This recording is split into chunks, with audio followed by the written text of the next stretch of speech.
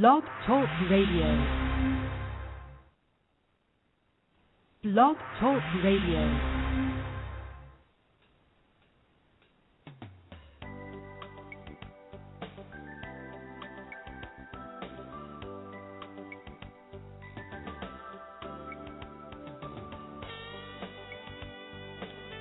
Hi, everyone, and welcome to a very special edition of Franchise Interviews, where for over 6 years now, we've been asking the entrepreneurs one-on-one. I'm your host, Marty McDermott, and I'm the president of Franchise Interviews, and we have a great show today. The Mr. Handyman franchise opportunity recently announced from December 1st of 2012 until March 31st of 2013. Any new owner who has signed a franchise agreement will be eligible to participate in their accelerated launch program, which offers a cash infusion of up to $20,000 to help get their business up and running. We're going to be speaking with the president of Mr. Handyman Franchise, Alex Roberts, and that's coming right up on Franchise Interviews. So stick around because we got a great show.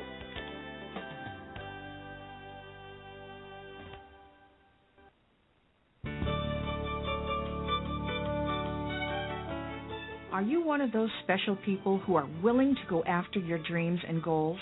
Are you ready to fulfill that dream of owning your own business with the security of a proven brand? The opportunity to take control of your future and own a Rita's Italian Ice franchise is within your reach.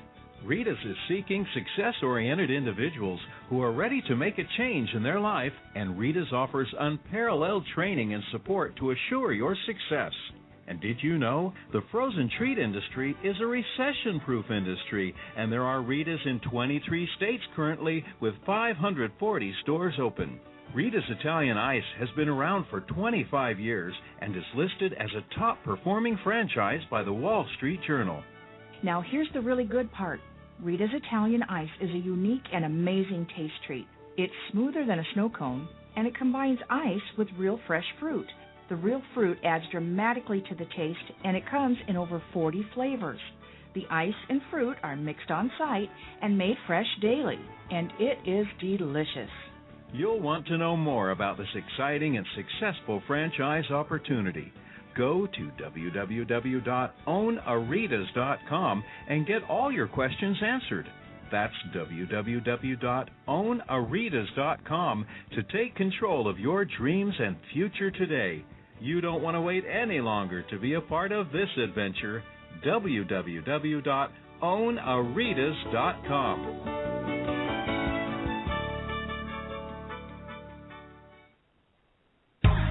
Franchisers, are you looking to reach aspiring entrepreneurs looking to buy a franchise? Are you looking to reach a highly educated audience on franchising?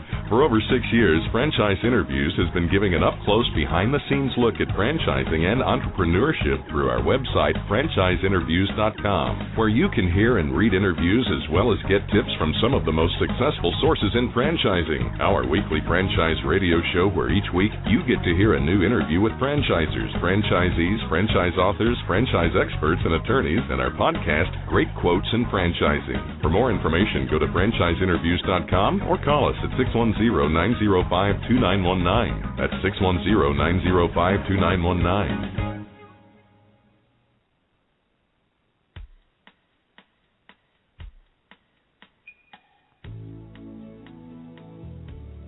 Hi, everyone, and welcome back to a very special edition of Franchise Interviews, where for over 6 years now we've been asking the entrepreneurs one-on-one.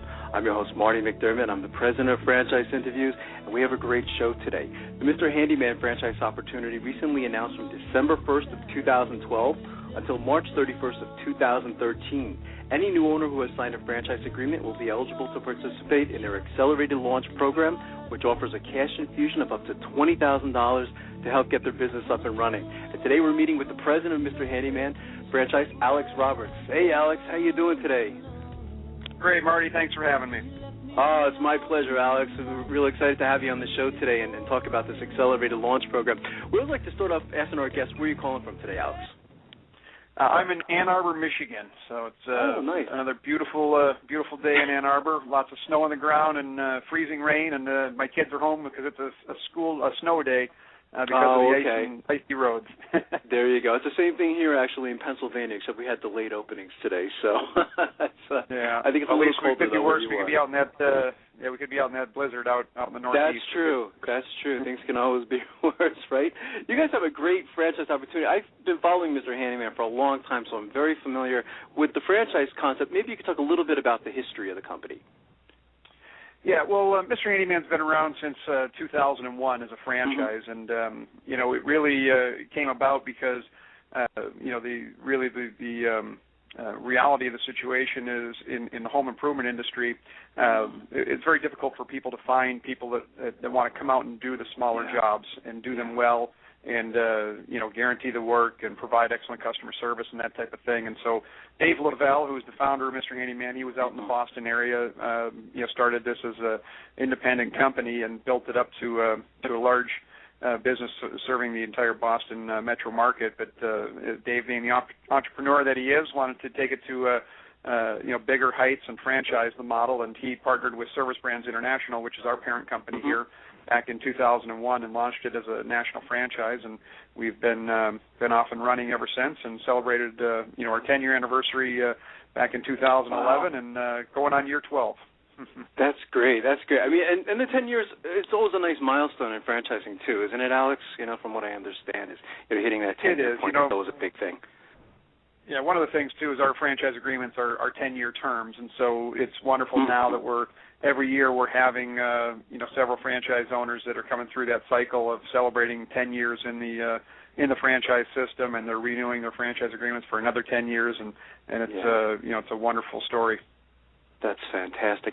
How do you describe, if you guys were at a franchise show, Alex, I mean, how do they typically describe the Mr. Handyman franchise opportunity when someone comes up to the booth and the typical question is, so what do you guys do? How do they typically respond? Right. Well, the big thing that we always have to hit up right at the beginning is that our franchise owners are not handymen. You don't need to be handy. You don't need to know how to turn a screw or pound a nail. It's an executive level executive management business. And our franchise owners are handling the marketing and advertising. They're hiring and training and managing their customer service representatives who are answering the phone and booking the jobs, as well as their technicians who are out in the field doing the actual handyman work. So, and then the third thing is they're working with the customers, delivering excellent customer service. And then, of course, as any small business owner, you also need to be involved in your community, networking and getting involved in programs that are going to help expand your brand and also lead to referrals and other networking type leads for your business. So it's again, executive level management type business, but we're in an industry where there's just unorganized competition is the way we like to refer to it. So we've put the professional stamp and the professional organization on a fragmented industry, and where we really have followed the model of our sister company, Molly Maid, that did the same thing 25 years ago in the home cleaning industry, where, again, a very fragmented, independent, dominated business. Right. And homeowners, when people open up their home and they give the key to somebody in their home, they want to know that that's a trusted individual, and people's homes are their biggest investments, and they want to maintain and upkeep those homes. So the demand for our services, everybody's got that honey-do list that has several items on it that need to get done, that typically are on that list longer than need to be. So we've got that pent-up demand and a needed service where people don't have the time, the tools, and the talent to do these things, and they're ready and willing to hire it out. That's true. And guys like myself who have two left hands, I can't tell you how many jobs I've attempted to do on my own, Alex, and I've just made more damage than I should have just called Mr. Handyman in the first place. Right. When you say that, we do a tremendous amount of repair work after the homeowner starts to do a project themselves. They realize I'm in over my head, or they make it worse. I can tell you that's a very common thing for us to come in and do is to fix some of those mistakes that people have made in their own home. It's a wonderful service. I was reading not long ago about the accelerated launch program, and I was thinking, maybe you could tell a little bit, about how it works and who can benefit from it. Sure. Yeah. One of the things that we, as we looked at our strategy here for 2013 and wanting to get, a good head start to the year, because, for us, we do have some seasonality in our business that, spring cleaning, or that's when people come out of hibernation. They're ready to do lots of home improvement projects inside and out in March and April. And we really wanted to. Every year we typically have a lot of people that are in our Right Start training program, ready to get going, and trained in our February or March classes, so they can hit the ground running with the spring influx of leads. And so as we looked at that, and we looked at our business model and said, hey, we really want to get these businesses rolling as fast as possible.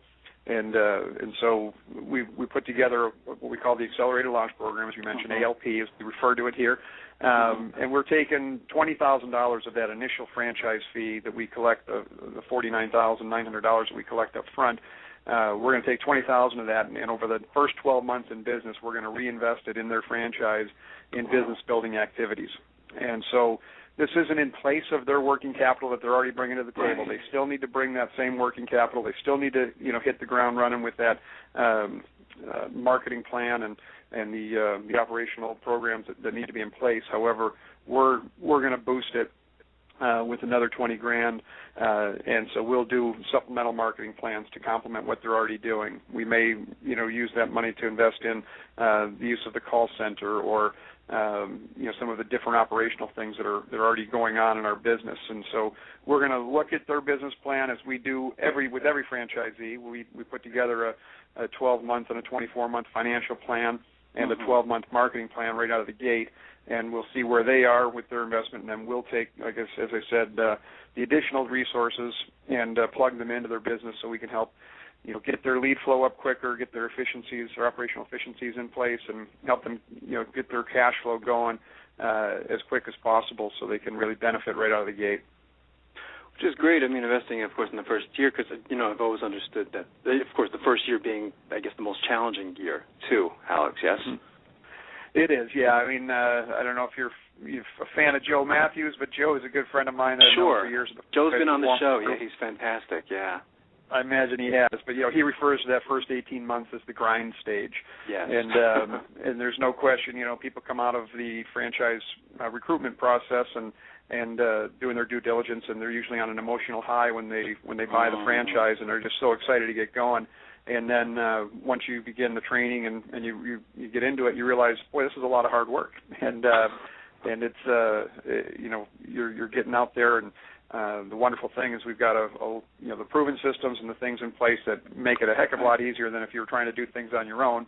You've got a brand behind you. You've got a powerful website. You've got all the systems in place. You've got hundreds of other franchisees to lean on for support and everything else. But at the same time, any business owner is going to tell you, that there's hard work involved in getting a business launched, and rightfully so. If it was easy, everybody'd be doing it, right?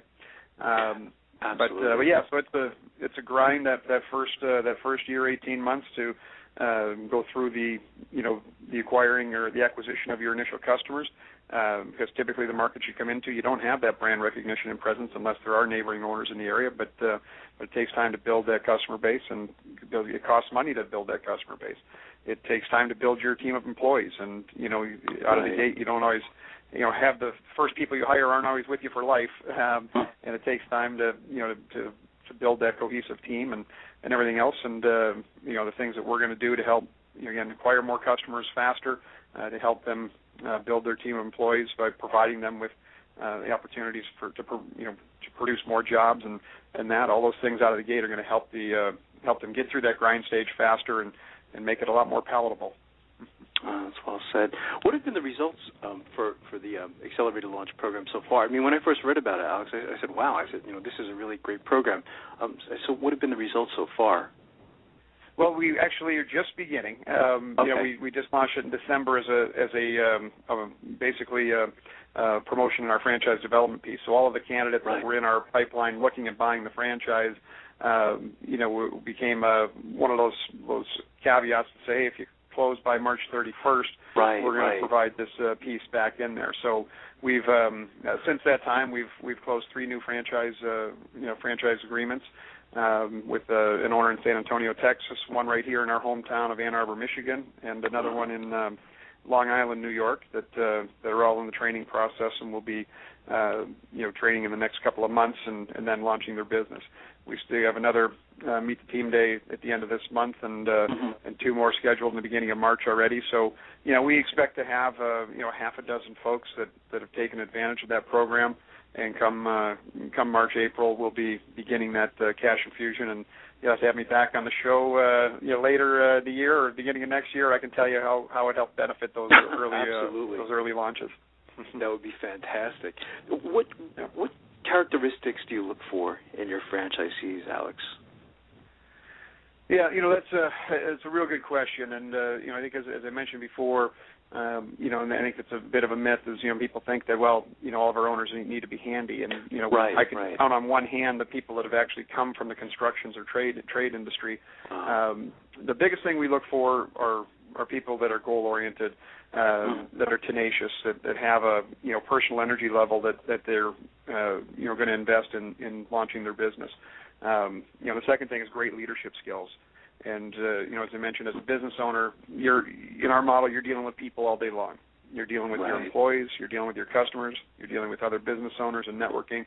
And so those folks that have that strong communication skills and great leadership skills, to get your employees to believe and share the same passion you have for the business, to get them to go out and deliver that excellent customer service that is going to create those raving fans that are going to come back and utilize your services time and time again and refer you to their friends and neighbors and relatives. So tenacity, leadership, and the other big thing we look for in the owners as well is their willingness to invest financially, to invest properly in the business. And it's one thing that when you look at why businesses fail, one of the big reasons is undercapitalization or expectations that weren't set that I can get into this for $49,900. Well, that's the initial fees up front, but you still need to have an additional $60,000 to $70,000 in working capital that you're going to put into the marketing plan and your lease of your vehicles and your employee payroll and things that you need to invest in until you get that business up and running. So, having the appropriate resources out of the gate as well is something that we need to make sure they're in place before we approve any franchisee in our system. That's well said. What happens once they decide they like you and you like them, Alex, and then they decide to become a franchisee? What's the training like after that point? Yeah, I mentioned the term right start before, and that's what we call our pre-training. When I say pre-training, that's before they come to the home office for that training. Okay.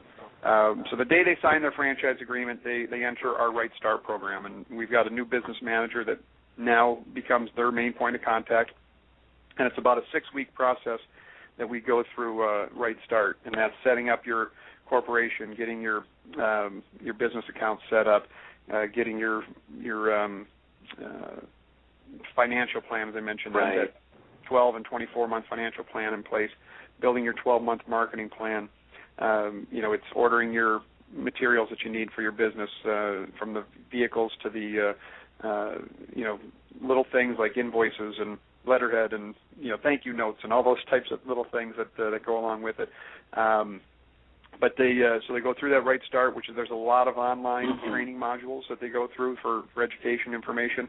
We have obviously a very comprehensive set of operational manuals, marketing manuals, IT manuals, those types of things. So it's basically like going to school on Mr. Handyman, and so we lead you through that 6-week process.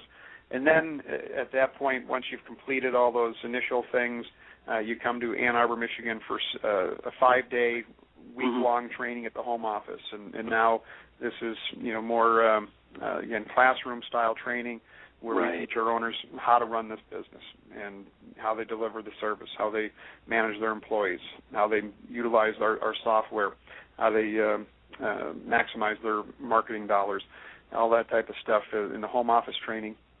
And then after that week, they go out and they do what we call our field training center. And they spend 3 days with one of our existing franchisees who's been certified to act as a field training center. And now they take everything they've learned in that sterile home office environment and now get to go see it in action in a real, mature, well-oiled business. and so they'll get on the phone and they'll answer calls, and they'll book appointments. They'll go out with the technician and shadow them. They'll follow the owner around to networking events and Chamber of Commerce meetings and other things like that, as I mentioned, that the owner typically does, and so now they get to see it all in live action. And then at the completion of the field training center, they head back to their market, and it's typically timed so that their marketing is going to be hitting within the next week or two. They've already lined up the interviews for their initial technicians and finalized the hiring piece, and the phone starts to ring, and it's game on. Wow. It's a lot of training and a lot involved. It's fantastic. Is there such a thing as a typical day for a franchisee, Alex? I'm sure all days are a little different. Yeah, that's one of the nice things about our business is that it's never dull. With our business model, our average job is about 4 hours long.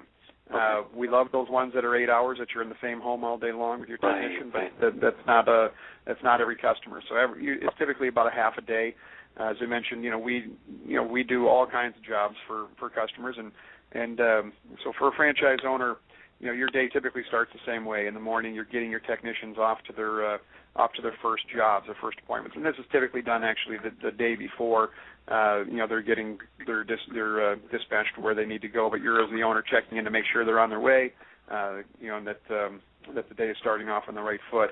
And then it's typically, the owners are typically in their office till about 10:30, making sure that everything is on schedule for the day and lining up things for the afternoon. And then the owners get out in the field. They don't go to every job every day, but we want them to visit at least a job or two a day. And they'll stop in and see a technician and visit with that customer. And that's a big part of it. The homeowners are very impressed. They say, wow, the owner of the company took time out of his day to stop in and make sure my project was going well. And so it's meaningful to them, but also it's a great opportunity for upselling, upservicing, as we call it, where you're in the home. Hey, Mrs. Smith, while Joe's putting in that ceiling fan today, is there anything else we can do for you? I'd be happy to take a walk around with you. Here's our home services checklist of the most common things we do.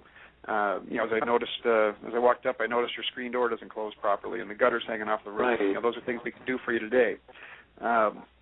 So that's that's one of the things, being out in the field. But the other thing is modeling that behavior for your technician, because you want your technicians to see how you go about doing that and how you interact with the customer, so that they do it when you're not on the job site, and they're able to really help those customers solve the need. And you're already in the home; they've paid for you to come out. It's a lot cheaper for them to just extend it an hour than to set up another appointment another day to come out.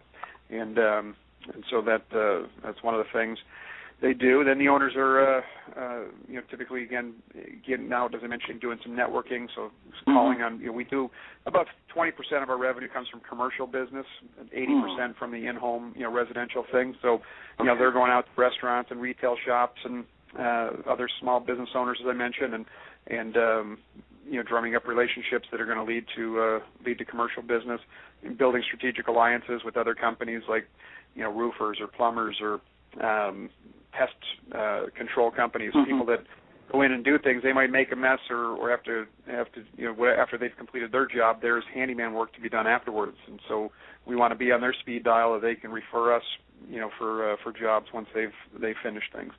And then the afternoon is there's typically some juggling of the schedule for your technicians in terms of depending on what time they finish their morning job and what customers you have that are remaining that have a small job or a larger job to assign the right technician to the right job and get out to complete the day's activities and that. So that's pretty much a typical day, but as you've said before, there's every day is a little different, and a lot of different things going on as a Mr. Handyman owner. Oh, that's well said. And studying your background, I thought you'd be great to answer this question for our listeners, Alex, is what advice would you give to aspiring entrepreneurs looking to buy a franchise? As you know, there's just so much out there today, and many of our listeners just don't even know where to begin. So what would you say to them? Right. Yeah, I mean, it certainly begins with your due diligence, that you're going to spend, if you're looking to invest in a business that's going to be your livelihood, and so take the time to really do your due diligence on the industry.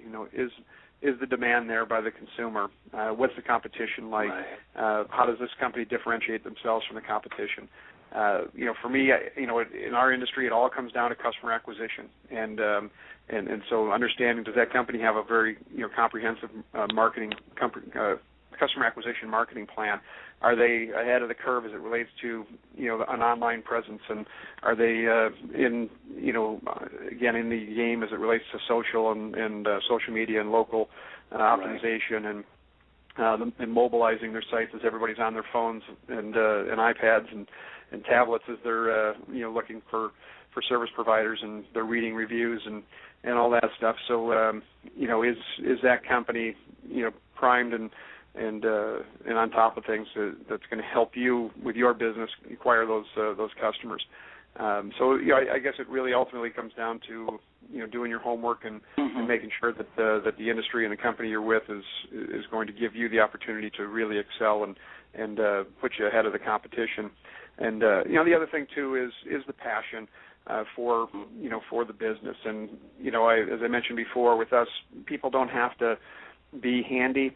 I would say that a lot of our owners do have dabbled in home improvement projects. They were never a professional. They might have been an accountant or in marketing or in something else, but have been weekend warriors and that. And so they have an interest in that, and I think that helps to a certain degree, that you can talk a little bit with your customers and your technicians. And believe me, once you're in it for a while and you have customer requests and you see different jobs, you learn real quickly what a lot of the industry jargon and things like that. But any business you're looking at, it does help to have an interest, in that the core service that you're providing as well.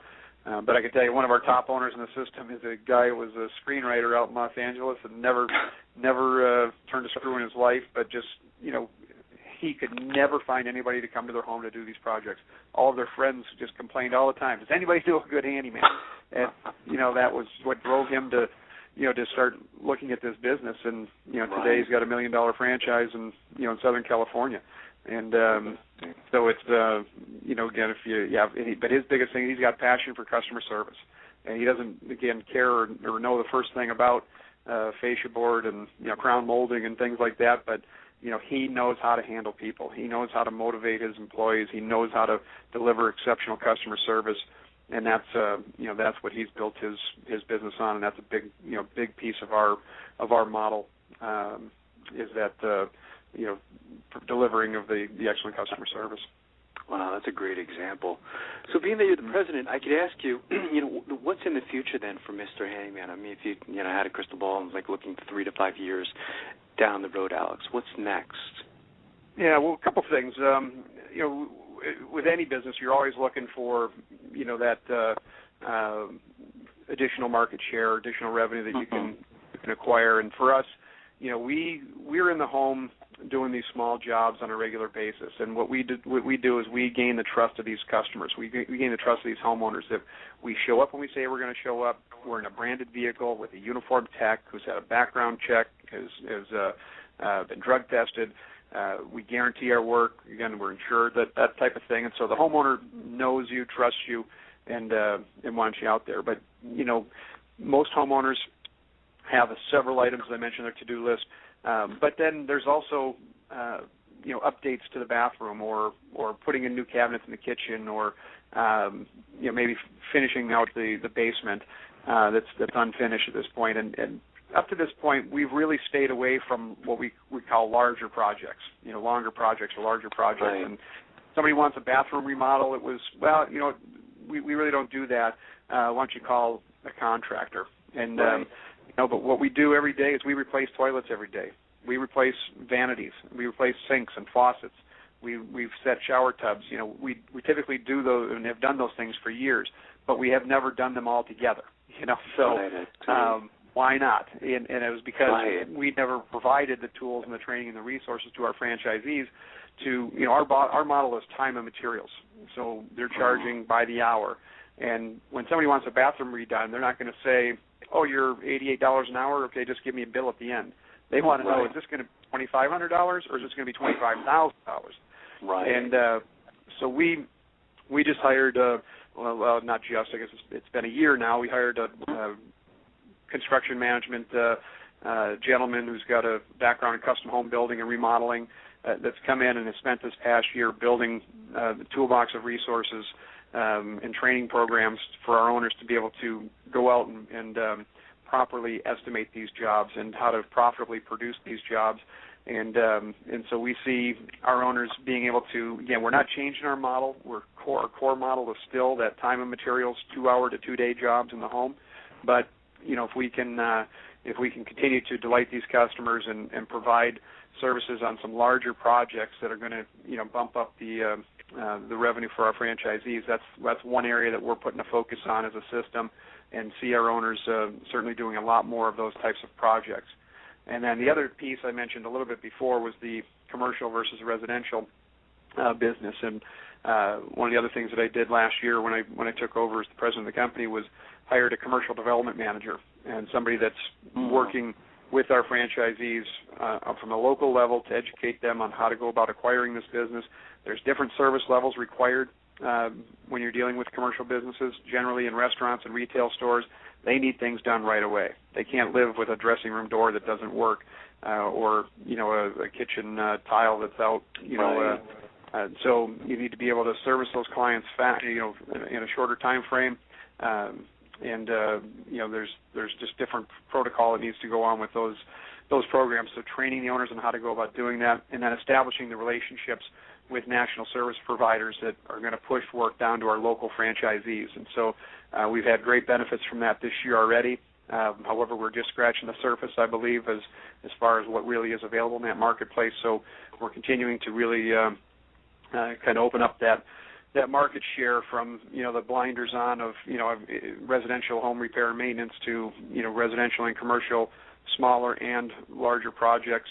And when I say larger, we're not going to put a new wing on somebody's home or build an addition. That's not not scope. But it's the bathroom remodel. It's a kitchen makeover. It's a bath or basement finish, that type of thing, as opposed to large scale remodeling. Wow, that's fantastic. What's the best way for our listeners to get more information on becoming a franchisee, Alex? Is there any particular websites they should go to, any numbers they should call? Absolutely.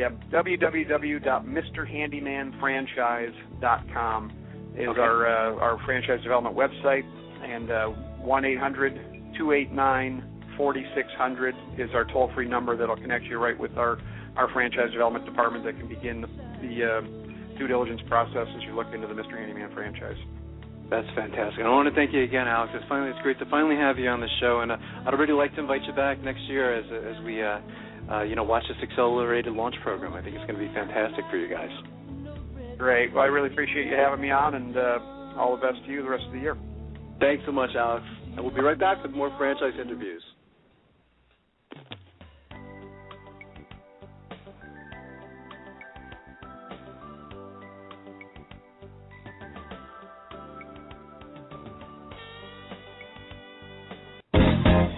Franchise Interviews. For over 6 years, Franchise Interviews has been giving an up-close, behind-the-scenes look at franchising and entrepreneurship through our website, franchiseinterviews.com, where you can hear and read interviews as well as get tips from some of the most successful sources in franchising. Our weekly franchise radio show, where each week you get to hear a new interview with franchisors, franchisees, franchise authors, franchise experts, and attorneys. And don't forget to listen to our podcast, Great Quotes in Franchising. For more information, go to franchiseinterviews.com or call us at 610-905-2919. That's 610-905-2919. Need a business loan? Talk to Diamond Financial Services, the experts in franchise financing nationwide. Whether you're looking to start a franchise, acquire an existing franchise, or expand your territory through opening new locations, Diamond Financial stands by your side start to finish. From pre-qualification to packaging and presenting your application to securing a financial commitment and through the loan closing process, Diamond Financial is there. While you're waiting, thousands of others are making their financial dreams come true. Don't wait any longer. Pre-qualify now by completing a confidential, no-obligation financial analysis. Let's face it, traditional banks just aren't in the business of financing small business. At Diamond Financial, we specialize in securing franchise loans from $100,000 to $3 million and equipment leasing up to $150,000. Let us help you get started. Go to www.franchisefunding.net or call 877-508-2274. That's franchisefunding.net, 877-508-2274.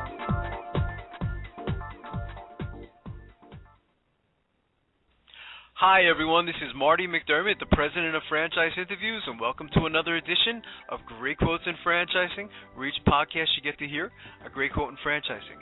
You know, Don and I have been hosting Franchise Interviews now almost 6 years, and during that time, we've had some incredible quotes on the show. Today you're going to get to hear from Lawrence Doc Cohen, who is a veteran of the franchise industry, who first franchised Great American Cookies 33 years ago. He became the first ever franchisee inducted into the International Franchise Association Hall of Fame, and you're going to get to hear from him right now. Yeah, I like it. Let's do it. What was it that made you decide to go into franchising, Doc? I mean, again, you had, a couple different choices, I guess, at that time of your life. What was it about, becoming a franchisee? Well, I had been part of other startups, and I knew just how difficult it was to begin a concept. So let's just say I had wanted to be Doc's Cookies. Mm-hmm. I could have done that. I could have said, all right, well, now I've got to develop a recipe. I've got to do my marketing program. I've got to get the financing. I've got to do an operations manual. I got to figure out how to do it. I got to figure out where the locations ought to be. And your franchising, a lot of that's done for you already. A franchise provides a concept that's been proven and tested. Somebody else has done all that work. The systems are typically in place and have been revised over time to prove that they can be successful, and it was just a great way to go. Question I've been dying to ask you is, what's changed in franchising? I mean, you've been involved in it for such a long time now. What are some of the biggest changes that you've seen, Doc, over that time? Well, there have been a number of them. I think probably the most significant is the level of sophistication of the franchisee today, as opposed to when I went into it. And I don't think I'm the most unsophisticated person in the world looking back, but I really went into this without doing sufficient homework. And so, as I said, a lot of this was luck back then. Today, franchisees are much more likely to have very strong legal advice, very strong financial advice, are familiar with things like business plans. I didn't know what a business plan was when I went into business. I had no idea what a business plan was. And today's franchisees are much more knowledgeable about those things. And today, franchisees are more likely to be multi-unit and multi-brand. That's something that has changed significantly over the years, is that today you find franchisees like myself, in fact, that operate multiple brands and sometimes across different companies. So, we have 2 brands for my own franchisor, and then I operate actually 3 other concepts. Wow, it's interesting.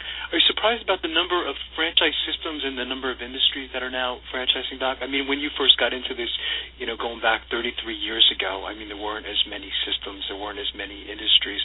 I guess it might have been maybe a little easier to get into franchising because it seems like there's so many choices and so many industries today. Are you surprised at the number of systems and industries? No, not at all. I mean, it's funny because 33 years ago, I was thinking, oh my gosh, how do I get to be a franchisee? You must really have to know somebody to get one of these franchises. And what I think's happened over the years is that as franchising has grown, people have recognized that it's such a great way to grow a business. So you have an entrepreneur who has this great idea, and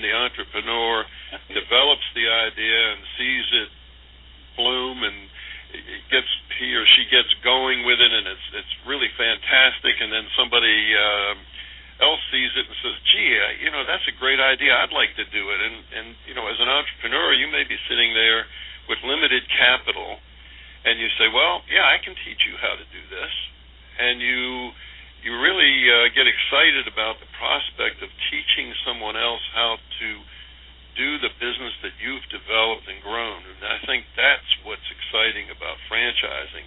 And that's why I think, for one reason anyway, why franchising has grown. It's a great way for an entrepreneur to get more rapid growth of a concept that he or she has developed. Thanks, everyone, for listening, and we'll see you again soon with another edition of Great Quotes in Franchising from Franchise Interviews. Take care, everyone.